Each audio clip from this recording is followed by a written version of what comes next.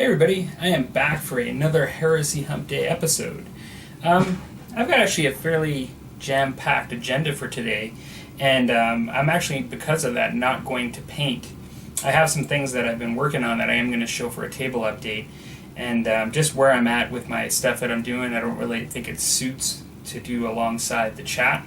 But I have a number of topics, and I'm hoping that I'll be able to get through all of it. One of them this week was a suggested topic, and by all means, if people want to suggest a topic, I'm happy to do that, to speak to a topic.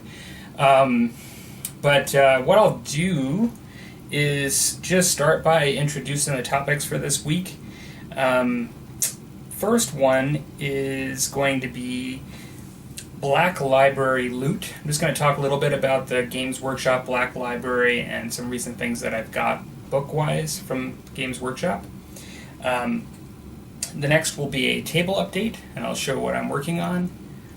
Then I'm going to talk about gaming, as far as what I've been playing recently, last week, and what I'm going to be playing this week. Real quick, I want to talk about Star Wars Legion, the game that's coming out by Fantasy Flight Games. And I have a topic of what motivates you to paint when your game system sort of disappears or is defunct. And I will talk about that last. So, like usual, to start the chat off, I do have a sponsored alcohol tonight, which is kind of an interesting one. We have a fairly famous brewery in Canada. It's won awards, I believe, nationally and internationally.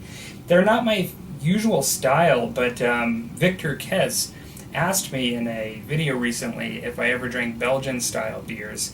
Now, Unibrew is a brewery in Quebec, and I've had their beers ever since living in Canada, and they make some very strong beers. They make some beers that go at least to 12%, and they have like 8 and 10% levels of alcohol in some of them. Very strong stuff. Before I go into the beer, I'll just mention I'm not really that big on beer that's that high in alcohol content.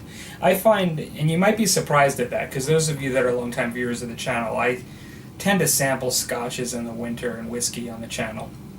And I like my whiskey neat, and it is a high in percentage of alcohol and has very much an alcohol flavor. But when it comes to beer, I just find that it loses a bit for me when the alcohol percentage creeps up too high. And so I tend not to choose to drink beers like that. I'm not talking about 5 to 7%, because in Canada, 5% beer is 5.5 is actually pretty common. 6% pretty common, and you can even see 7% on tap, like somewhere, and so I'm talking about the stuff that's reaching the 10% and above level.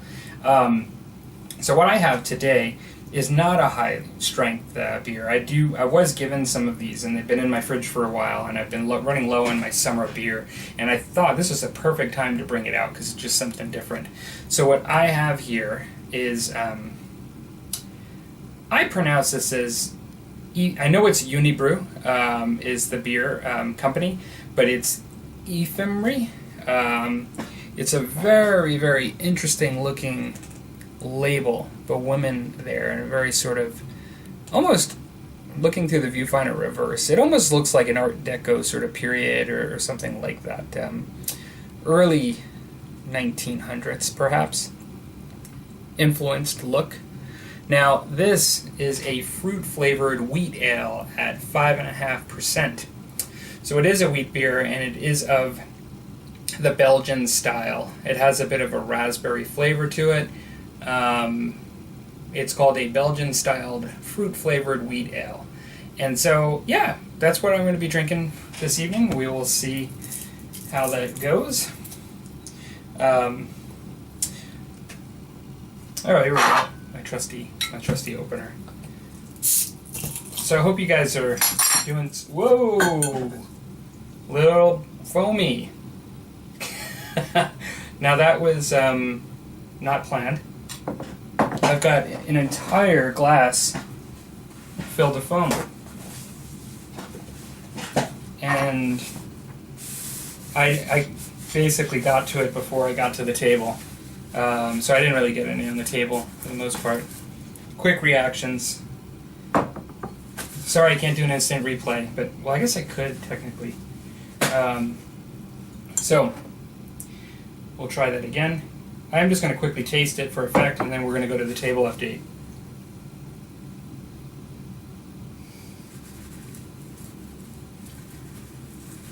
I definitely taste the raspberry. It doesn't taste overly strong at 5.5%, so that's actually quite nice. I'm going to let this defogify itself, and we're going to go to the table. Okay, so I do still have to finish off a couple of little details to pick out on my goblin or my snotling pump wagon, and so I still have to do that. But while I was in between projects and having things going on, I did. I'm trying to do a lot of unfinished business lately. I have a lot of energy to paint, more so than I've had in a really long time, and so as far as the level of tenacity and interest and fun, and so I'm taking advantage of that. And some of you may remember that last winter I actually said I was going to do this in the spring, and I never got around to it. The goblins kind of got in the way. You know, I just didn't get as much done as I hoped to. And so what I have here is a Malifaux crew.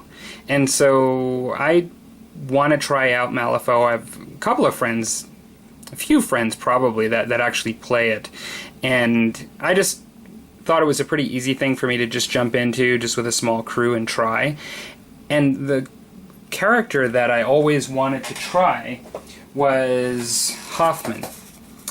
And so this is the original Hoffman crew. He's sort of like an inventor type. So you have his character in the crew, and it's a really nice miniature. He's wearing a harness that's sort of robotic. It's very steampunk looking, this game, for those of you that have never played it before. It looks. I always thought this character looked really cool. And so I did get the original metal set. I really liked it, and it just so happens that I got a pretty nice discount on it too. But because they do have a plastic set that came out afterwards. So I stuck in with it and got this one, the original. It came with this as well, which I believe is called a Hunter. But I'll be honest, most of the names I don't remember at this point. I have to refresh my memory on these. But yeah, so it looks almost like a canine. It has a big arrow up here, and it's all made of metal. Like, this is one of his creations. I bought an extra one of these because they had an extra metal one that matched it at a very good price. And I heard that they were very good, you know, in the game, and I liked the model, so I got another one.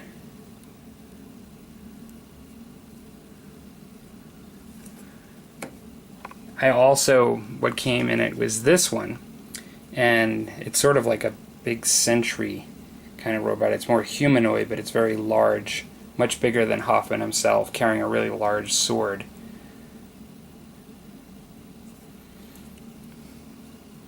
Then it also had one of these. Now, what I didn't mention so far is that on all of these I've sculpted the base into a cobblestone look. I used epoxy sculpt and sculpted the base, so you can see these on here because they come with just sort of a hollow base. So I did that. But now on this one, because it's flying, and it came in the original set too, this one's a flyer, you can see the tab there that from the original miniature. I not only sculpted the base, but then I did like a bit of a box just to have, it's sort of like a little garden, you know, where like a garden is, and I'm going to put some foliage in here so it looks like he's just sort of hovering, flying over this garden box with this foliage, and I'll have like some flowers and or some like brush, and so I have that. This one doesn't come in the original box set, but I do believe it comes in the plastic one that when they redid it in plastic, and you know, it's a different model. But this one, and that's the back I believe, this one is the mechanical attendant or assistant. A little smaller than Hoffman himself, but kind of reminiscent of Hoffman in its style a little bit. It's sort of like his assistant, and it also has arms. Looks like a gun in one hand too. And I think I already showed that, yeah, that I got 2 of those. So, 6 of them, and then to top it off, in some ways I kind of wish I got the old metal one just to match, and I might get one if I like the game, but I got the Peacekeeper in a plastic kit, and this is a very large robotic creation that looks very nice in the plastic kit, but in some ways I kind of wish I sourced an old metal one just to match those guys, but we'll see. We'll see how this one goes. I've had these for a while now. So that's the Malifaux stuff, and I have, what I'll do is just quickly move these aside. From a friend that I'm gaming with for Age of Sigmar, he had a number of giants and he didn't need all of them, and so he had these assembled already, and these are 2 of the Games Workshop giants. And I decided I wanted these because as much as I love my Ralpartha giants, and I'll just take a couple of them here that I still haven't painted, put next to them, they're really quite a bit smaller, and although in some ways it doesn't matter, in some ways when you have other people using giants on the table, like meant for Age of Sigmar, it just looks really weird when you have like something a lot smaller come up and hit it with the same amount of strength, potentially killing it. And I thought what I would like to do, this one was the Ice Giant, I believe, or I think that's a Frost Giant, I should say. What I think I'm going to do is I'm going to take these guys, and with my Cloud Giant, I'm going to use them as a group of trolls for the rules. So I'm going to pick a group of trolls and use these guys as trolls potentially for Age of Sigmar, instead of actual going out and buying trolls. So those guys are coming up. I'll be painting these guys fairly soon because I want to use them in the game. Another thing that I've been working on here is my tower. Now I'm still incomplete with it. Let's see how far I gotta zoom back. So that's the tower right now. So I am happy with how I've made some progress with it. So I'm using this for both Saga and Age of Sigmar. I do think it's going to really look decent when painted. It definitely looks like sort of a tower built in sections and over time, and kind of maybe been weathered a bit, you know, in the sense of it's not like right out of the box plastic, looks smooth completely, and you know, it definitely has that, you know, I'll call it character, you know, in the sense that it's got areas that are uneven and things like that. And it's been a learning experience to do this. In some ways it's been a learning experience to use the epoxy sculpt, but I would say that's the least amount of it. It's more just to try to get consistency in how to build it and how you want it to look. But I am happy with it, and I think it's going to look good painted. I did the... now I'm going to be doing a ring around the top that's hollow with the sort of spaces that you see in a tower, like a castle tower. So that's the stage I'm at, but I did do the floor first. And let's see if I can zoom in here. I am quite happy because I actually did a wood floor with a hatch. Now, I have seen towers that definitely have stone floors.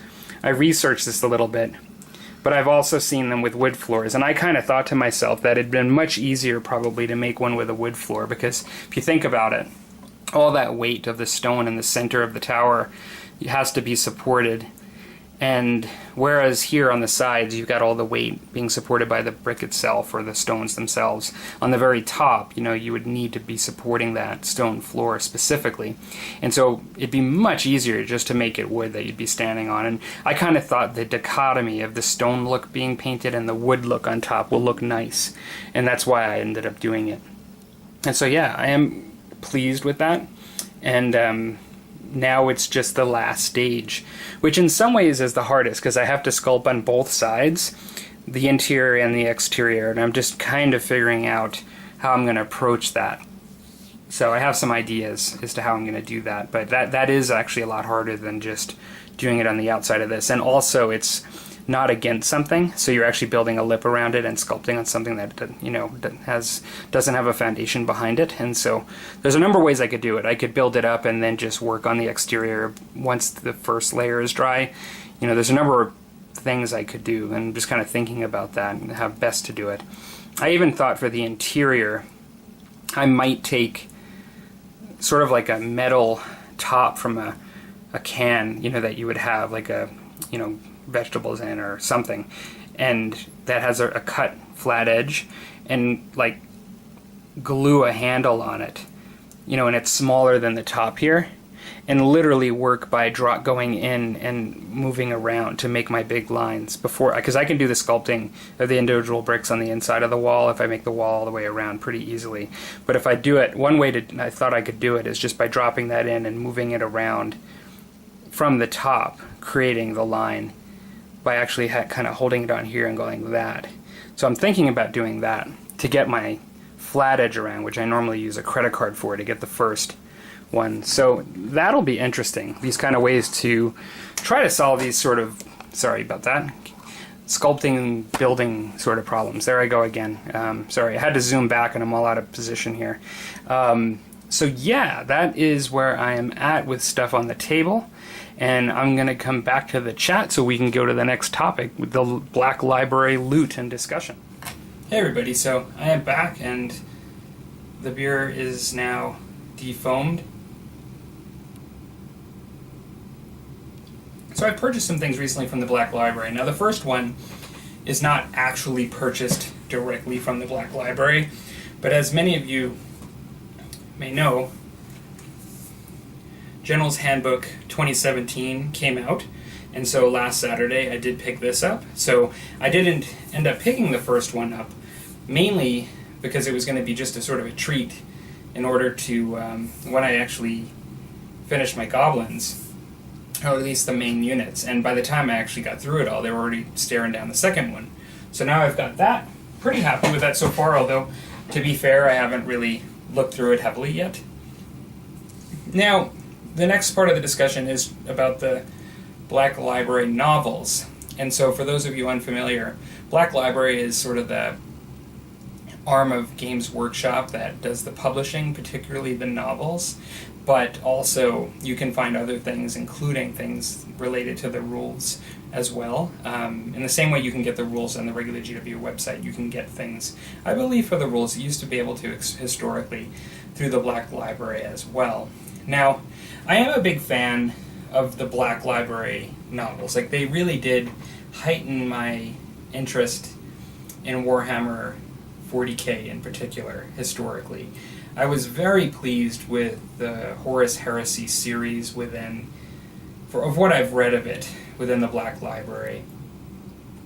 If I had to pick favorite books or series within them, I mean, the first 3 to 4 books, maybe even 5 of the Horus Heresy, all were amazing for me, and just amazing to read it and see the progression of the main part of the story in those books. And so those are favorites. In some ways I could say that Horus Rising, the first one, may be a favorite just because I was so hooked after that and loved it so much. So that was a really great one. But putting those aside, 2 books that really stood out for me since then were from the same author, Aaron Dembski-Bowden, and one of them for sure is the first Heretic, which talks about the Primarch Lorgar. For those of you not familiar, with the series, he's just one of the ones that was really pivotal, and a really pivotal bad guy. Aaron Dembski-Bowden's known to be an anti-hero writer. He kind of made a name for himself that way, writing for some of these books, the anti-heroes and their perspective, getting you to identify with them. I've done a video in the past on this book.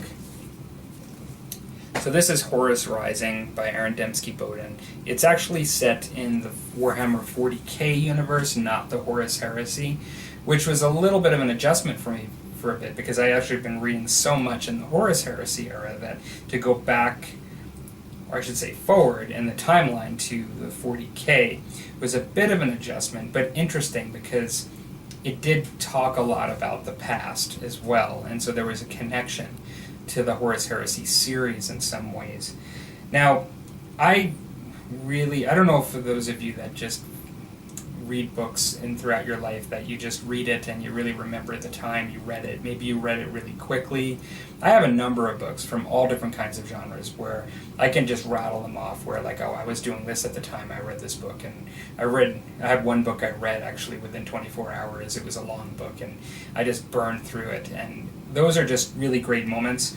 I remember when this book came out, and I was visiting my in-laws with my wife and kids, and I got buried in this book when I was a visitor there because I had this, and I really love this story. And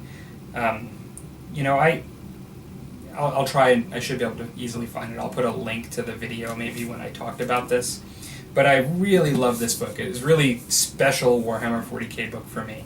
And then for the longest time I've been waiting for a sequel, because this is supposed to be, I believe, the Black Legion series. Yeah, it says book 1 of the Black Legion series. So there, in my mind, I was thinking I was jumping in on like something new, like it's a new series, like the Horus Heresy is a series. This is the Black Legion series.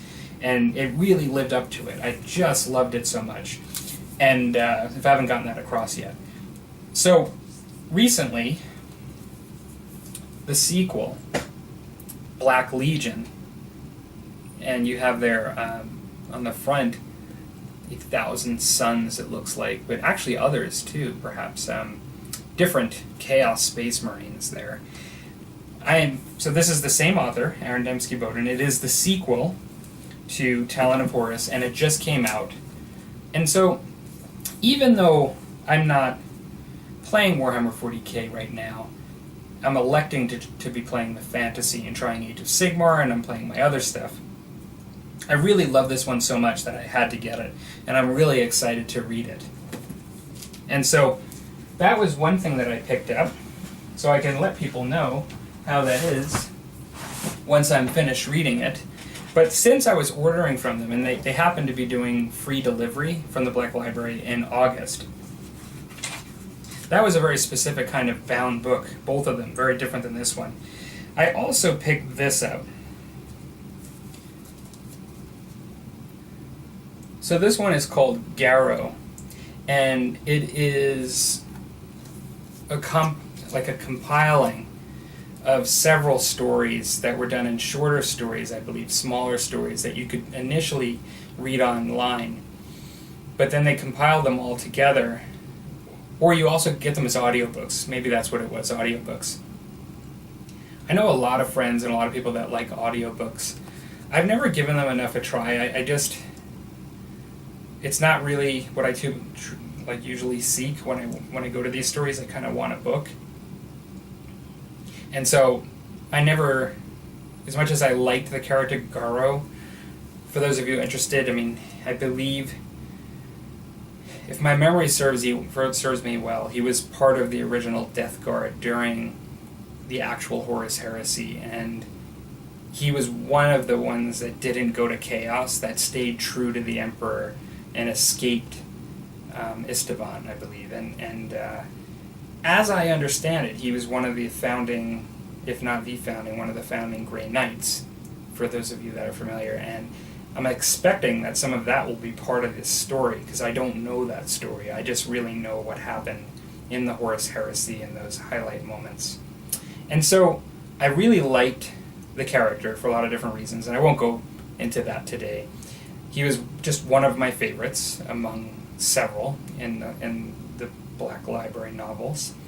And so I saw it as an opportunity to grab this as well. So I plan on reading some Warhammer 40k over the next bit, because I got to kind of pick and choose among some of my favorite stuff.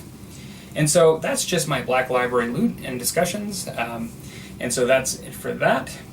And gaming update.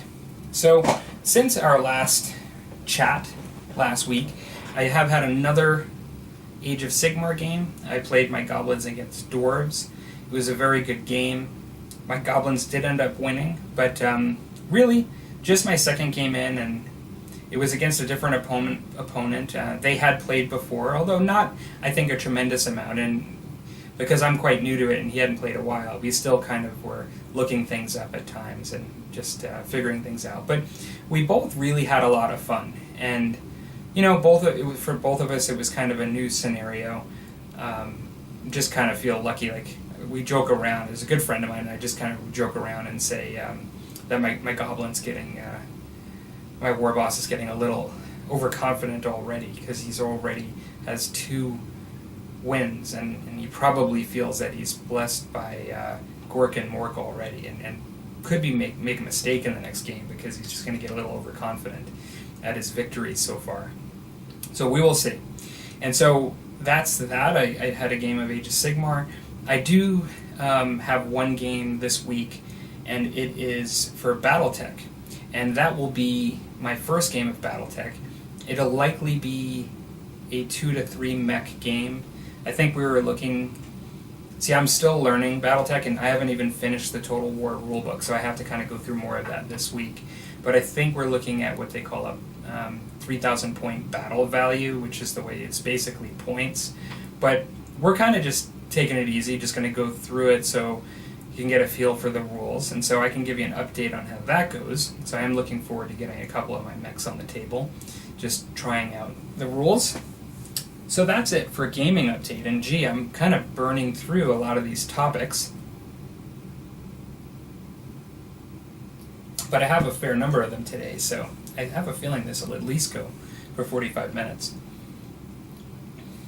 Because I'm on my second to last topic already. So, the next 2 are probably some big discussion points. The first one isn't as much esoteric, the next one might be closer to esoteric. So, Star Wars Legion by Fantasy Flight. So, the significance of this is that Star Wars, which is a huge IP, and really is usually successful at the majority of what it does when it comes to merchandising and things, has now entered a bit more closer to the traditional tabletop market, for a tabletop game, a war game. Some people may argue that it's still skirmish. As I understand it, their Imperial Assault, which had miniatures, is closer to a board game, a little bit more scenario-driven, whereas this one seems to be more set up for a board where you can make your own scenery. I think they're going to offer scenery as well, but it seems to be driven more from like a traditional war game, like entering that arena. And so, very exciting, if you like Star Wars in particular. I like Star Wars. I probably have talked about it on the channel. I don't know how to characterize myself as a Star Wars fan, because as a child I was a nut when it came to Star Wars. I mean, the action figures and everything, I was just all about that generation and just loved it. I kind of fell away from it, where a lot of people rewatch the movies their whole lives. I in college and big portions of my life, I didn't really rewatch them, and I kind of got into episode 4, 5, or 6, which were not that good, in my opinion. I will always say that they had great certain scenes, like some of the best lightsaber battles happened in those movies. There were certain things that happened that were great, but overall they didn't compare. So, I like Star Wars, I identify with it. Fantasy Flight games, when they came out with X-Wing, because it was a ship-based game to begin with, it didn't have as much of an interest for me initially. But, like a lot of things, I kind of just sat back and watched how it went, and I took notice that it just seemed to be very popular with a lot of people, and I eventually got into it and I quite liked it. Then Star Wars Armada came along, which was the bigger ship battles, the larger scale, and I actually quite liked that one as well, and I recognized the difference immediately that they were trying to achieve a more large-scale, almost naval-type game, with large ship-to-ship battles and things happening at a different pace, being a different strategically than Star Wars X-Wing. When Imperial Assault came along, I really liked the miniatures that I saw, and as early as a month ago, I was eyeing, the Sand People with, I think it's the, I always get this name wrong, I think it's the Bamfa, but the big beast that they ride. I was looking at that and I was just, I really wanted to get it just to paint it. And I didn't pick it up because it was even being sold separately. Like, not as part of they had at the gaming club just sitting on the side, and I thought, oh, I should just get that just to paint it. And then I thought, I have so much stuff to paint, so I didn't pick it up. Now, I never got into it because it was another thing to get into, and I already have a lot of miniatures-based games, and I'm not as much of a board game person anyway, despite my liking of Zombicide. It's not, I don't consider myself a board gamer for the most part. I'm mostly consider myself a miniature, like a war gamer, for tabletop miniature games. And so I didn't get it. And now this one's come out, Star Wars Legion. So it's interesting. I've watched some of the reviews online, and I've thought about this and taken a look at what I could see at Gen Con as well as Beasts of War and some different places. I think for me, it has positives and negatives. I mean, one of the things that I'll start with the positives in the sense that I find that Fantasy Flight Games has a very slick formula in the way they do their components and integrate their games with cards, and even just how things move spatially on the table. I find they're really well put together. They really put a lot of thought into it, and it's not surprising at all to me that they're successful. Having seen X-Wing and Armada, having played both of those games, I do get a bit of a similar feel at times because of those reasons that I just mentioned. They're not starting from the ground up with each game. They're definitely working on certain backbones of experience and formulas and things for success. In watching the game, I really thought, on YouTube, I really thought their use of movement with their components was really cool. I really liked it. I liked how they are using cards and giving miniatures abilities, like Luke Skywalker and Darth Vader, and how they can demonstrate how powerful they are in the game. And even just cool things like where they have the Stormtrooper riders, how fast they go and the fact that you have to keep them moving and just the way they work, just really has a good feel for the narrative of the universe. So I thought that was really neat. It appears that you're going to be able to buy terrain that looks really cool. Some of the Star Wars terrain looks amazing. And so that's a really good benefit, in that you don't have to a friend pointed out to me when I had a discussion with him that, with the Star Wars universe, you could pretty much have games just about anywhere. So you could pull out all your Musk and Tomahawks woods and have a Return of the Jedi scene, and be not a problem at all. It would fit right in. But I always find that to make it really the way I'd like to for a table, I would need some of those Star Wars specific components that would look really good. Some of the injection molds of, the various, I don't know what they are, but they showed power relays or something, or, and just sort of some of the structures that you would have, and barricades and things that just look really fitting for the Star Wars universe. So I think that's great.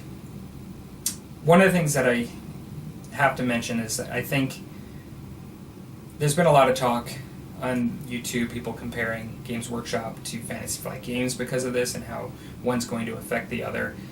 Where I do think that there's a competition within the industry, and you're going to see people choosing between game systems, whether it be 40K and X-Wing, because of the size of Star Wars, I can't help but believe that the bigger thing is going to be a draw of non-tabletop wargamers into tabletop wargaming because of this.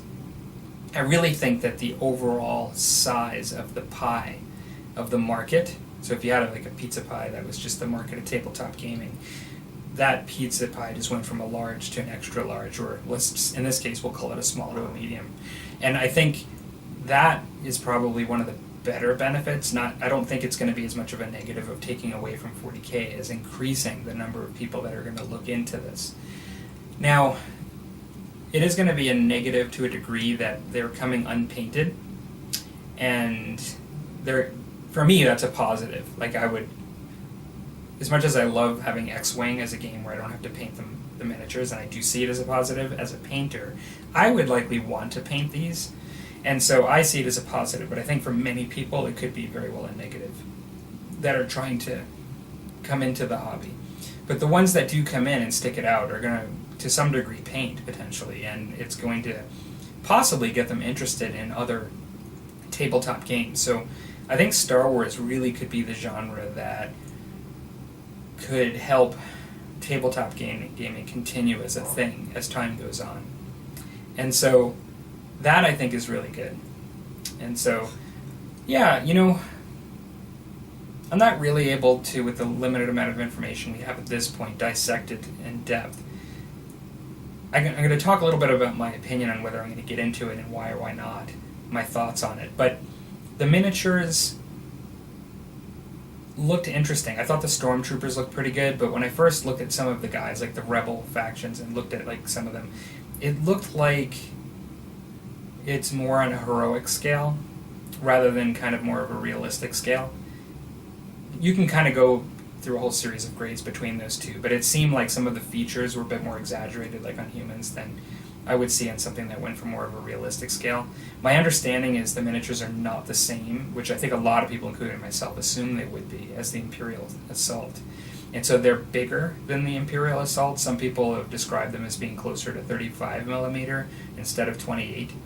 So all of this could be considered positive or negative, for folks, as to how good the miniatures are, their scale.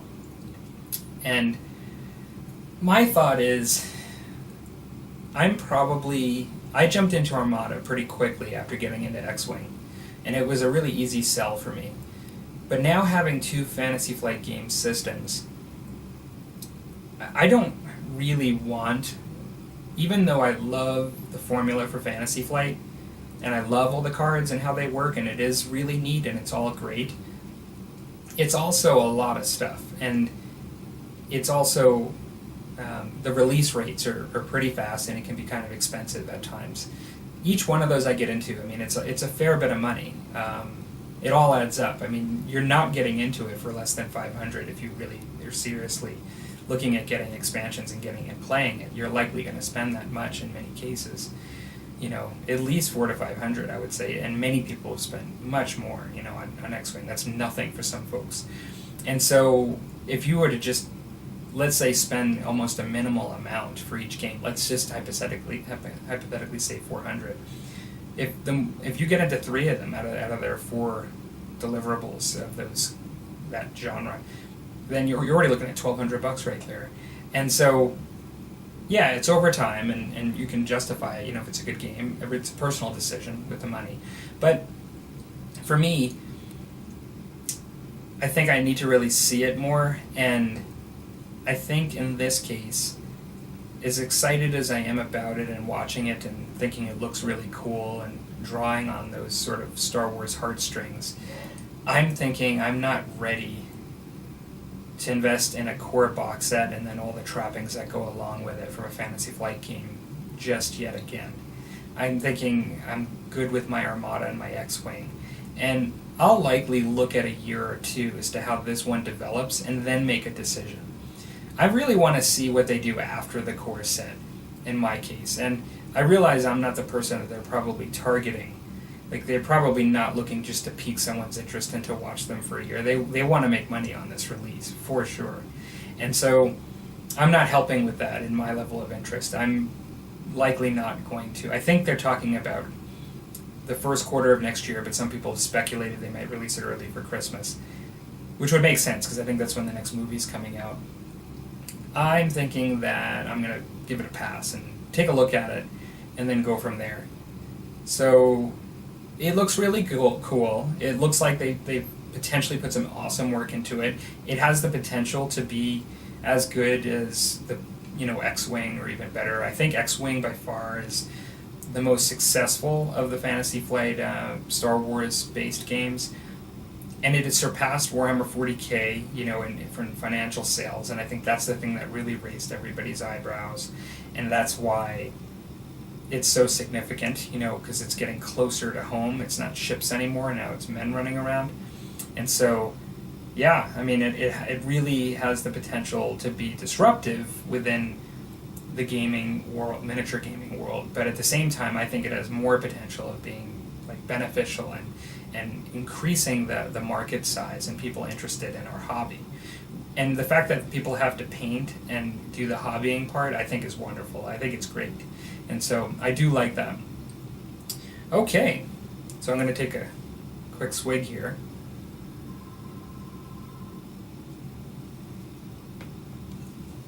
So lastly, this question came from Hellcorrex. And this came up because recently Spartan Games has essentially closed. And Hellcorrex plays, I believe, a number of Spartan games, but in particular he highlights Dystopian Wars quite a bit on his channel. So I was chatting with him on YouTube, and I mentioned that, and he was just giving his thoughts on that. And he said, hey, you know, for your next channel, can you bring up the topic potentially of how do you keep yourself motivated for what he described as defunct games? And it was in the context of discussing how Dystopian Wars is essentially, you know, made by Spartan Games, potentially going to be a disruption in its availability and the game, I guess, support going forward. So I thought about this quickly before the chat today. Not a lot, but enough to realize that it's actually a bit of a hard question. And the reason why I find it's a hard question is that you have to kind of define what you mean by defunct.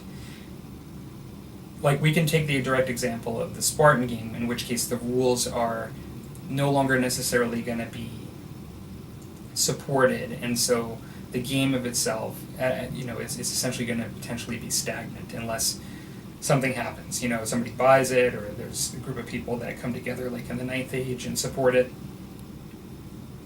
You know, for old Warhammer Fantasy, and so that really does have to be defined a little bit.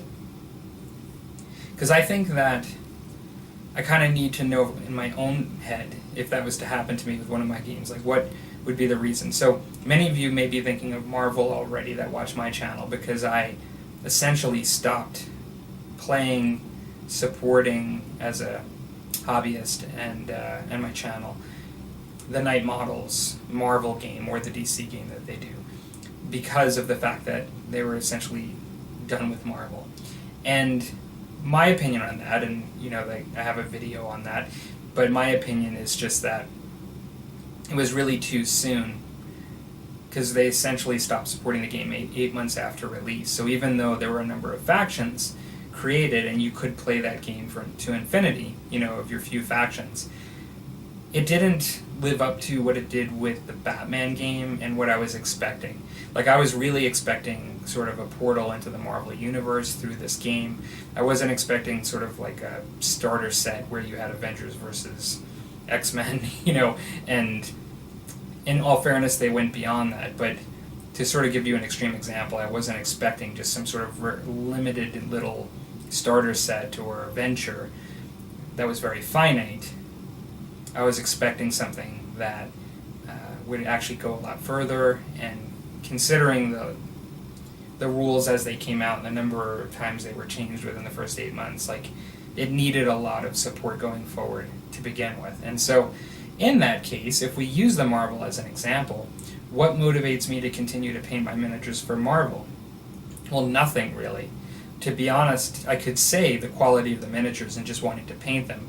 And that is probably the answer, because I didn't pull this out from this video, but I have this here as a reminder, because as I'm working on lots of different projects, I keep having my Dr. Doom there, because I'm going to be painting him next for Marvel. And I have a bag of Marvel miniatures that I want to paint. And as much as I love painting, that's the thing that's going to drive me to paint them, because I love the genre so much that I will want to paint those just for the enjoyment of it. And so that's really, in the case of that game, the only thing. It's nothing to do with the game. I have no desire to play the Night Models Marvel game at all, really, ever again. If I never picked it up, the game itself, ever again, I would not be, it would not affect me one iota at this point. And so, having said that, to tie to, and this is a point I didn't bring up in my last topic, but because Marvel's owned by Disney, and I've probably brought this up before, but I am extremely, extremely interested in whether Fantasy Flight Games gets to produce Marvel-based miniature games. They already do in the case of board games, I know. And so it would not be really out of their arena. I don't know, I mean, granted they only have so many resources and operations to focus on things, and they're completely, up to their elbows in the Star Wars universe. But I would love a game that utilizes miniatures that they produce from Marvel for Fantasy Flight Games, plastic miniatures, whether it be on sprue or even Imperial Assault type miniatures, either one of them. If they did that, I would be all over it. So, I went on a tangent a bit with my example from Marvel for the subject. Now, I don't know of too many other games that are defunct. I'll give you probably a good example, Hellcorrex. Musket and Tomahawks, just recently it's been communicated that they're not publishing the game anymore, and so it's really last chance to get the rules. There's been no promise of a second edition.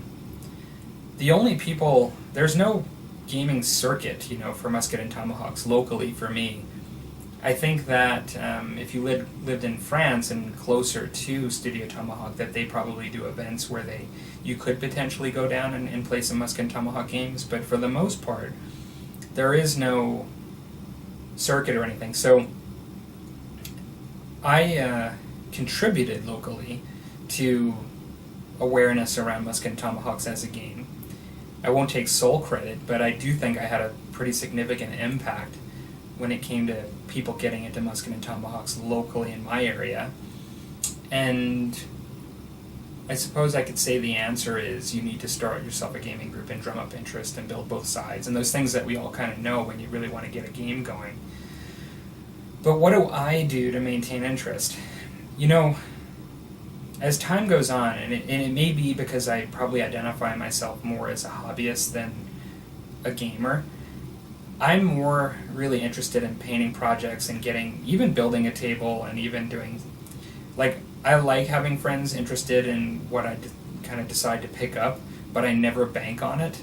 With many games recently, I've just kind of picked up something because I liked it, I want to paint it, and I'm willing to maybe do two sides so another friend can play the game with me.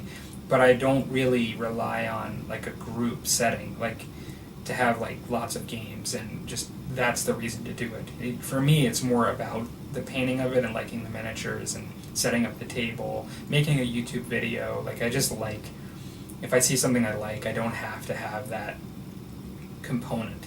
Now that will be different for a lot of people. I mean, I definitely can imagine that there are folks that if you can't get games in, there's just no way they're getting into that game.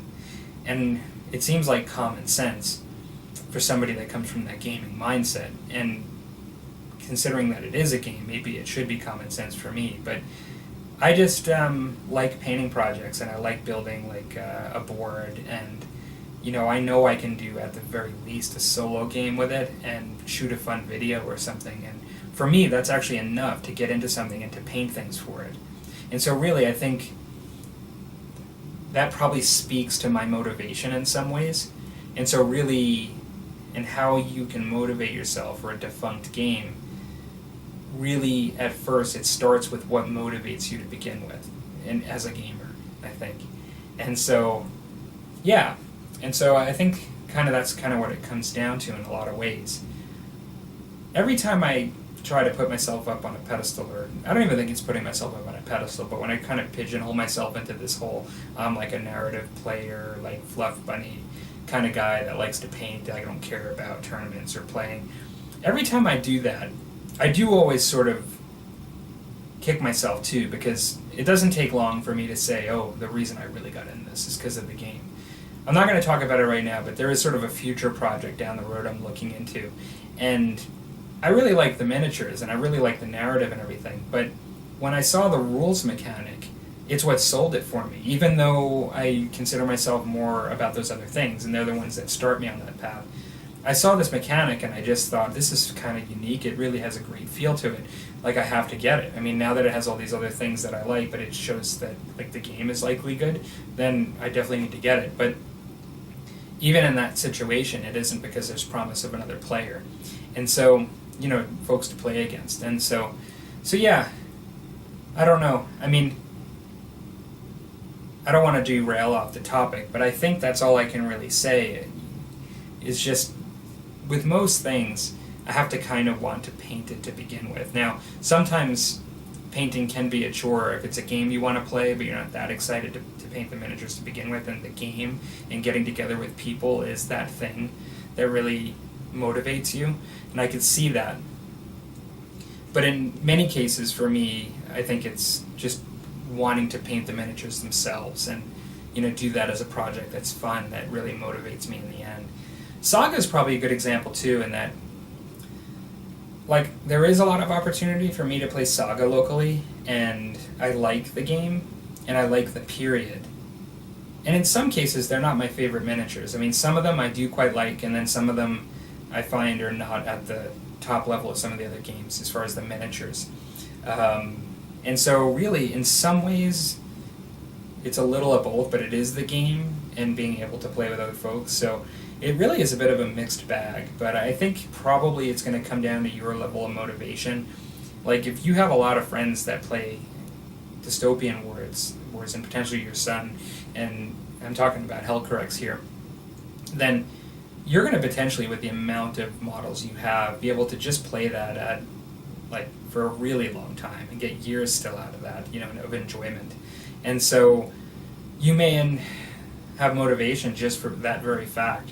In some ways, that might be, if you didn't know that Spartan Games closed, depending on how often you buy stuff, how long could you go for with what you already have painting if you didn't have the internet and people feeding you like me, asking you about that? if you actually just had your stuff and you were just painting it, you're just playing, depending on their release rates and things, how long could you have went for before it wouldn't even have mattered whether you knew about it? You would have been good painting your stuff and playing games anyway for another year maybe, even at the most. And so I think when you think about it from that perspective, you might have a lot of fun. And you might say that's a little hypocritical, because when my game Marvel ended, I was so pissed about it and I just said I'm done. So why would you say that, Palmer? Well, I think from what I can see of the Spartan game and Dystopian Wars, it reminds me a little bit more of the Warhammer Fantasy situation, in that there were many years of support of the game, and it sounds like the game has a certain level of breadth and robustness to the system and the amount of things that you can get for it, that if you have a lot of that and you're invested quite a bit in it, that you could feasibly play it and enjoy it for a while now, because they've maybe created enough of a universe. I didn't feel like they did that with the Marvel yet. I don't think that they've really hit enough of the universe, and even the rules. I don't think they were established enough with the rules to really to put them on equal footing there. And so maybe you can also classify it as to where the game is at when it becomes defunct, is to how feasible it is to just kind of continue on, either locally or to even a really large extent, in the way the Ninth Age did it, I think was quite huge. So, that was probably quite a bit of a ramble on this subject. I probably repeated myself a lot, but that's my thoughts on that. So, we have a long weekend coming up this weekend as we go into September. So I'll be going out of town with the family. And so hopefully I'll get a little bit of painting done before then, and I'll have some stuff when I come back next week to show. One thing I didn't mention on my Malifaux stuff is that I could probably very quickly get these guys done. I'll grab the big one here since I'm so far back. These guys here, I could probably get these guys done fairly quickly if I just use metallics. But when I first got into these, or I got these and I was going to get into this, I kind of told myself that I really like the models, and I really like to use this as an opportunity to, again, work on some of my non-metallic metal painting. And so this project, from a painting perspective, is going to be to try to further refine and practice my non-metallic metal painting, which I can never do often enough. And I always go back to that flyer I did for the Green Goblin. I was very happy with it. I felt it looked like metal, but it looked more like, almost like, to me, almost like realistic non-metallic metal, not as poppy or comic booky. And sometimes I do like that sort of really, that pop and the non-metallic metal, rather than something that didn't have as much contrast, because you're oftentimes trying to do a lot of contrast in non-metallic metal. And so, yeah, I'm going to see what I can do with these in doing that, and that will be my next painting project. Well, I hope everybody is having a good beginning to the week. This is supposed to be a proper Heresy Hump Day, middle of the week, hump of the week. So take care, everybody. Have a good one.